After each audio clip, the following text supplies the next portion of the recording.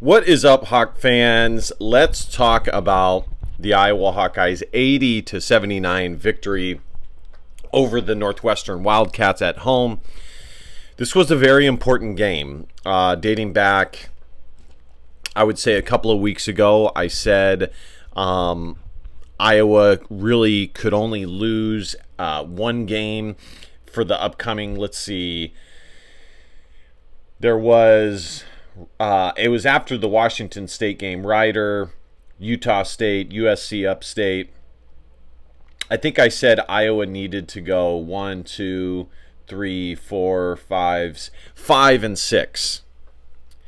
And they definitely needed to get at least one of the two early season Big Ten games, because Iowa has had varying levels of success and failure with the early two Big Ten game slate. It seems like they always play Michigan. I don't know if that's just me or recency bias. Who knows? But it seems like they always play Michigan, which is who they have coming up on the road. That's going to be a huge game, which I'll talk about here in a little bit. They play them Saturday at 11 a.m. Pacific time. So the game against Northwestern, this was a must-win, a very winnable game. Northwestern, under their new coach, is definitely an improved program. I believe they made the NCAA tournament last year. I'm just looking at stuff on my iPad here, pulling up stuff. Because with this, when I record like this, I can't share my screen. Under Chris Collins, it's not as though they necessarily recruit miles and miles better, but they're just a much better program. I think they've been active in the transfer portal and things like that. And Chris Collins has gotten Northwestern to a respectable point when they used to completely be at the bottom of the barrel in the Big Ten. So Iowa came out in this game totally firing on all cylinders. Their defense was playing great. They ended up winning the first half 45-34. And it looked like they were well on their way to securing a double-digit victory. Then the second half happens, and there was a run, I would say, around the 10-minute mark that Northwestern went on. I mean, pretty much from the get-go of the second half, Northwestern was playing much improved basketball. They were definitely playing better than Iowa was. But they went on a major 6-8-0 run, just chipping away. It was a double-digit lead at some point in the second half, and then they just kept chipping away, ultimately taking the lead. I would say for much of the game, much of the remaining 7 or so minutes. I'm pulling up the game score here, tracking it. So Iowa had the lead. They were up 53-4. Let's go back even further. Let's go back even further. 16-18 in the second. They were up by 13. Northwestern continued to chip away. 14-03 in the second. It was Northwestern 46, Iowa 53. And then Iowa only scored 1 point in about a 2-minute stretch from 14-52. They had 53 points. It was 53-44 with 14:52 to go in the game. All the way to 12:36, it was 54-50. So that was multiple minutes there at 3 minutes, if not more, where Iowa only scored 1 point. And basketball definitely is a game of runs. But it does seem that this Iowa team definitely at times is kind of victim to those runs a lot more than other teams are. I'm just looking at the recruiting rankings. No, I would say Northwestern recruits about the same clip as Iowa. Iowa probably recruits a little bit better in basketball than Northwestern as a whole. And then, of course, Northwestern took the lead. I mean, this is even going down to 11 minutes. It was even longer than I expected. Iowa only scored 1 point in 4 to 5 minutes of basketball. I mean, that is crazy. And then they regained the lead with 11:07 left, 56-55. And then it kind of went back and forth, back and forth. Northwestern had the lead, I would say, for the remaining 5:47 here. And we break it all the way down. 7 seconds to go, 79-77. Brock Harding got an and one before this that put Iowa within 1 point. Northwestern scored a bucket. It was 76-73 with 1:15 remaining. Owen Freeman made a layup assisted by Brock Harding. And then Owen Freeman, Ty Berry makes a layup. It's 76-71 with 1:24 remaining. And here, hold on, let me get back here. 74-76. It's kind of hard to get it. Yeah, Brock Harding made a and one layup to put it 76-75 with 43 seconds left. And then, of course, Northwestern scored again to make it 78-75. Decided to pause it to take a look. Northwestern made a few free throws, and then we get to the .08 seconds left, and Josh Dix hit one of the best buzzer beater three-point shots that you will see definitely in Iowa basketball history. Nothing but net. Beautiful stroke. I love Josh Dix's game. I think he's super talented. I think he is quite possibly, not quite possibly. I think he is the most talented player on this Iowa team, skill-wise. He gets to the rim. He is way more athletic than people give him credit for. When he is able to take off, he hangs in the air for a long time. I really think Josh Dix can be an NBA player. I really do, especially, and I've said this before, especially if he can really start to nail down his shot-making ability, which he has proven he can do, but at times he's a little hesitant, and he's definitely a player that is kind of naturally more passive in allowing the game to come to him rather than asserting himself. And if he chooses to stay at Iowa past this year, he's definitely going to have to become a more aggressive player. But Peyton Sandfort is who he is at this point. It's been well documented. I've said that Peyton Sandfort has really not taken a huge step forward. Peyton Sandfort is a three-point specialist. That's who he is. Okay, he's not super athletic. He does have good size, but he's a three-point specialist. That is what Peyton Sandfort is. Now, the problem that Peyton runs into is he is a volume three-point specialist. Okay, he still definitely has a good shot, but good form. It's very quick. But he definitely goes in ebbs and flows of his shot-making ability because he's a volume scorer.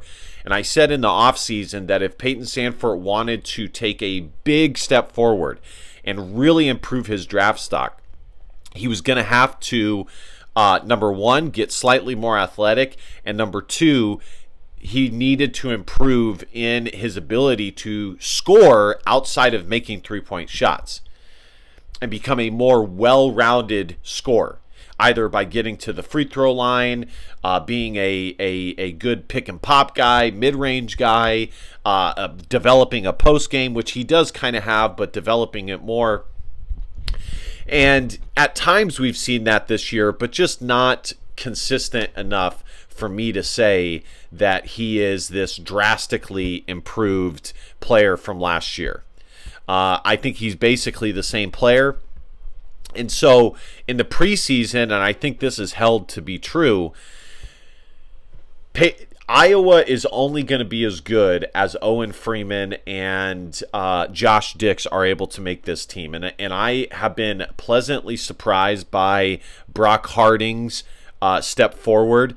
I'm not surprised in that his talent was not visible. I was one of the earliest people who was in on Brock Harding. You can go back and watch the recruitment video that I did for Owen Freeman a few years ago, in which I said that Iowa needs to offer Brock Harding.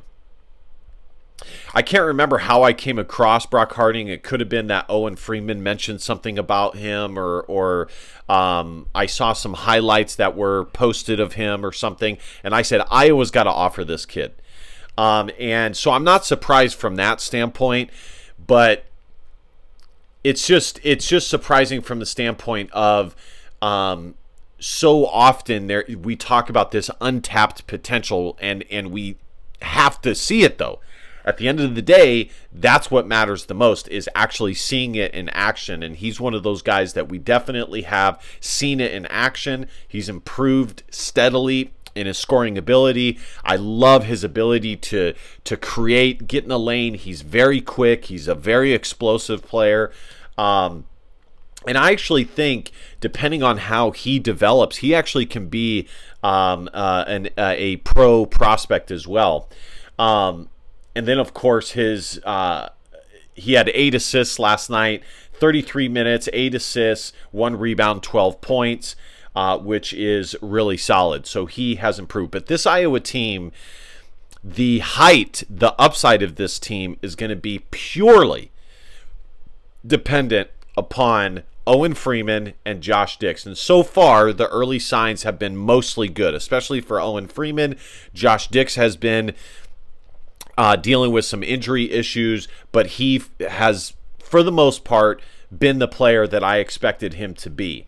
So from a 1,000-foot point of view, Iowa has improved defensively this year, and they definitely looked good in the first half defensively, but they struggled in the second half, and they need to take a look at that.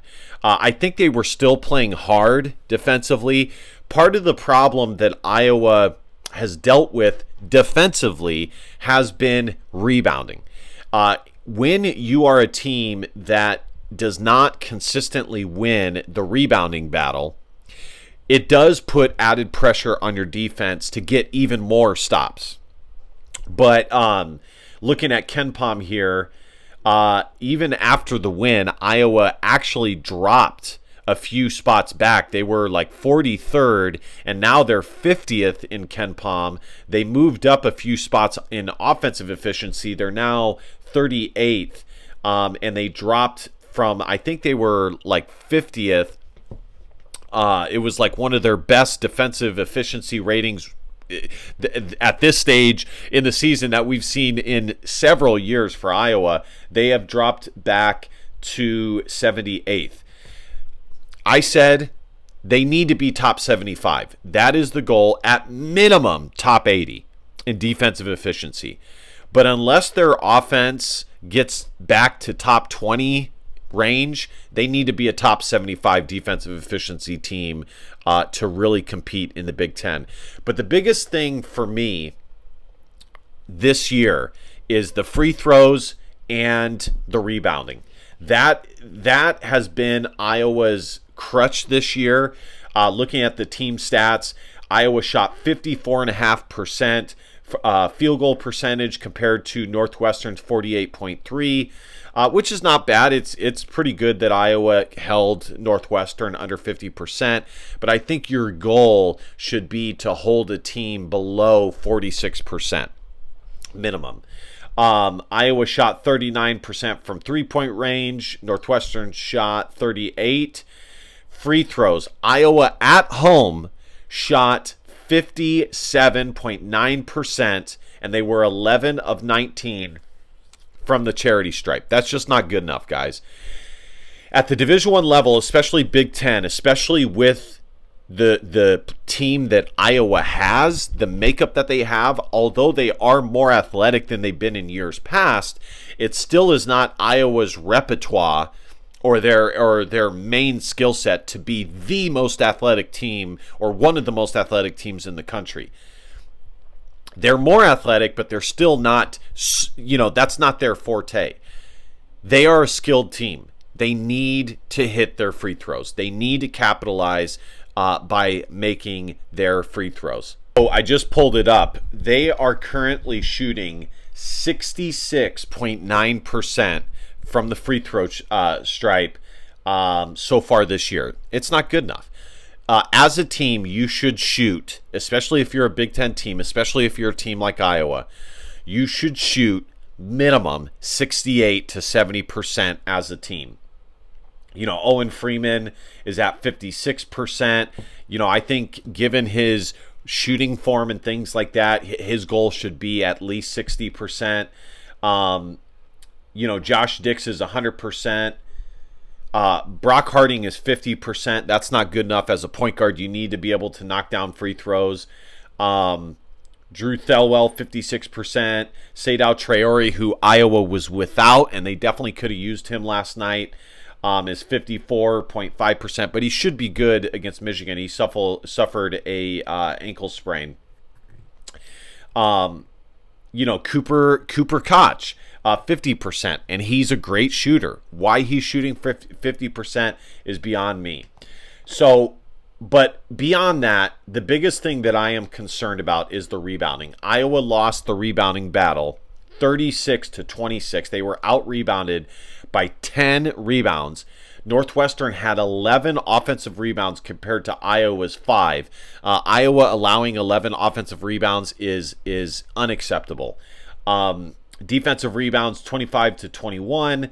Assists 16-13 in Iowa's favor. Blocks 2-1 in Iowa's favor. Steals 8-7 Northwestern favor. Turnovers 12 apiece. And fouls, Northwestern had 19 fouls compared to Iowa's 14.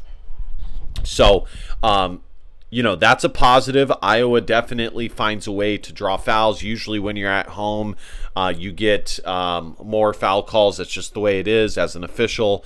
I can definitely say that's usually how it is.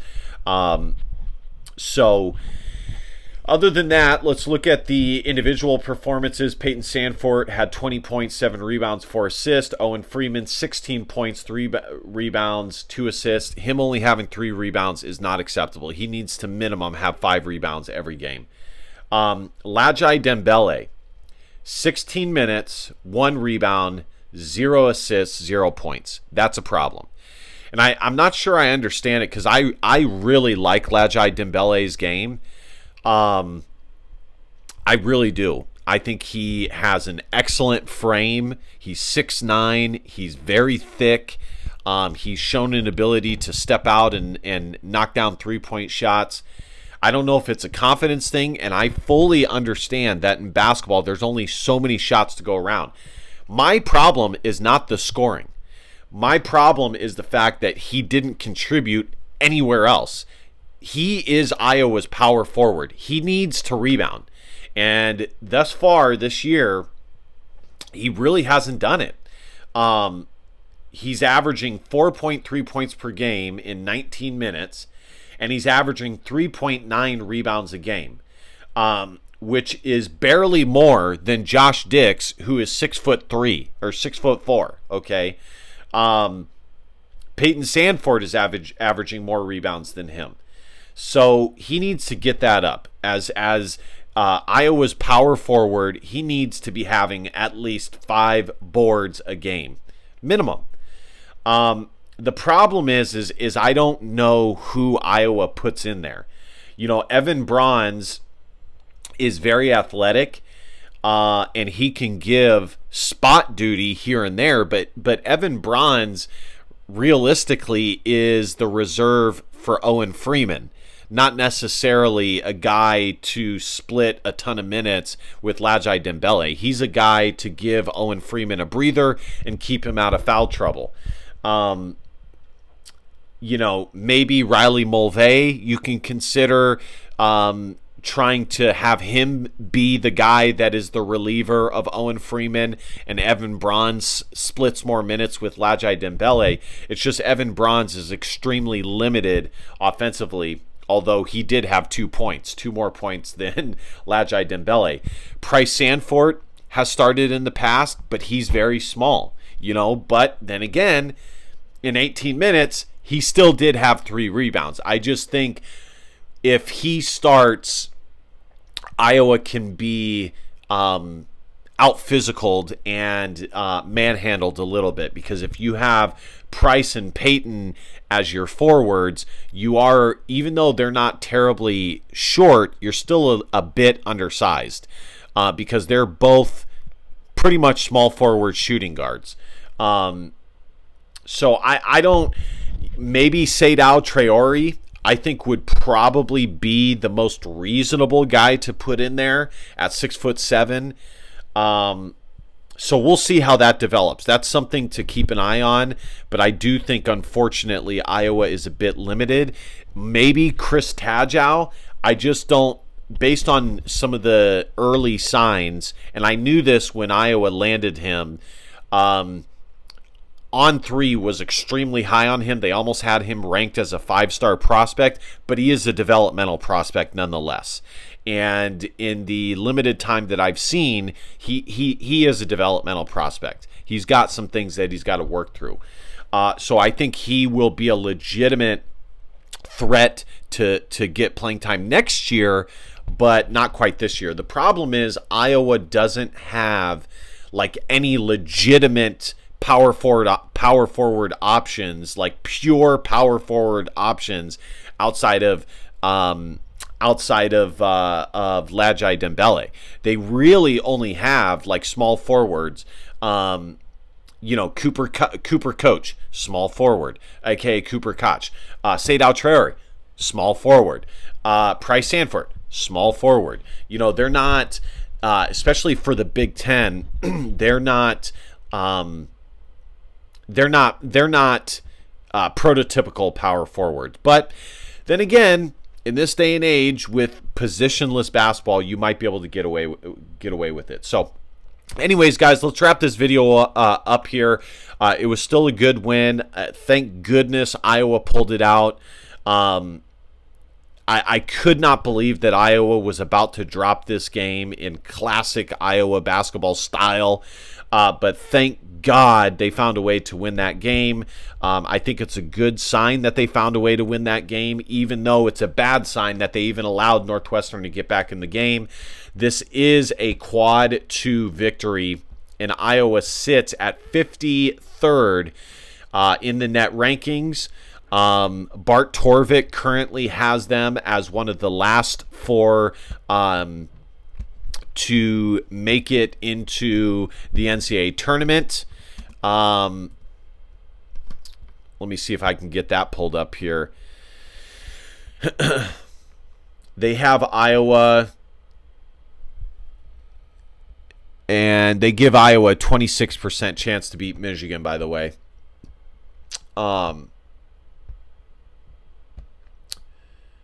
Let's look at nope, not tourney results.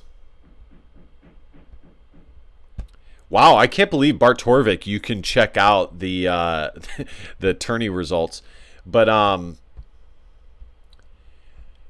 actually Iowa they have as the second first team out, so they are now in that last batch. They are a part of the first 4 out. Utah State, who they lost to, is one of the last 4 in. So that's where we stand with that. But this is a good win. I think Iowa is in a good spot right now. Washington State was a quad 1 victory, but it's now a quad 2 victory. They're 7-2, which is not bad. We'll see how they progress through the year. They have a net rating of a 70, but they have a RPI ranking of 34. And of course, for the NCAA tournament, the net and the RPI are both used. Iowa is also, let's see here. Usually they have the live RPI rating. I don't know why I can't see it right now.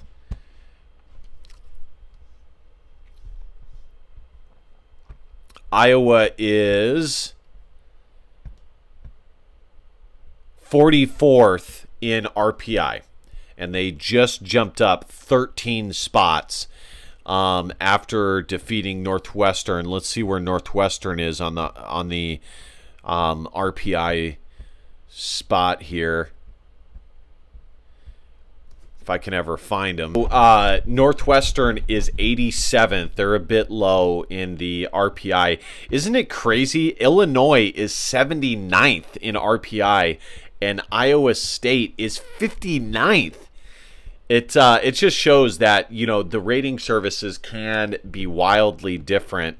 Nebraska is 37th. Wisconsin 21st, Michigan 18th, and of course Wisconsin did just lose to Michigan.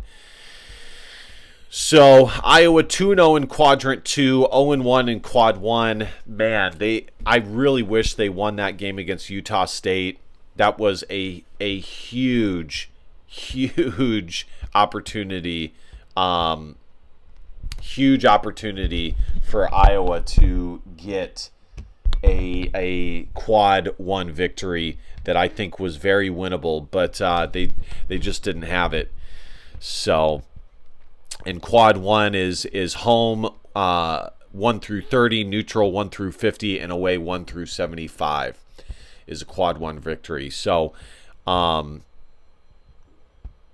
that is that. All right, guys. Well, thank you guys so much for watching. Iowa will have a quad 1 opportunity on the road against Michigan, who has a net rating of a 20 and an RPI of 18. And then after that, they will play Iowa State, who has the net rating of a 22 and an RPI rating of a 59. That will be a net quad 1 opportunity. And then they have one other big non-conference game, a neutral site game against Utah, who is net 64 but RPI 246, which is odd.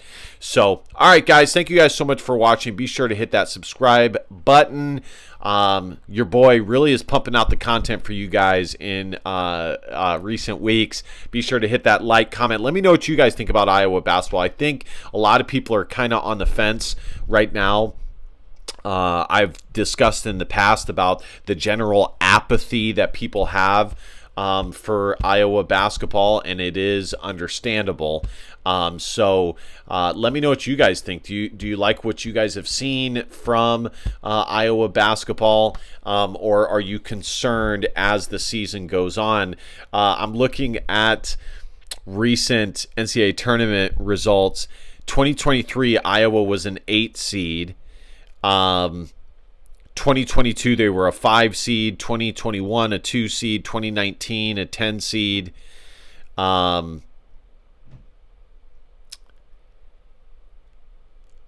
It's kind of hard to read it past that, but yeah, I recommend checking out Bart Torvik, guys. You guys can see some very detailed stats there. So anyways, guys, thank you guys so much for watching. I'll see you guys next time. Like I said, hit that subscribe button, like, comment, and last but not least, DBAP, don't be a pussy, Willow. In fact, your feelings, because your feelings just don't matter. I love you, Hawks. Stay tuned for my Iowa signing day video analysis. See you guys next time. Go Hawks. Bye-bye.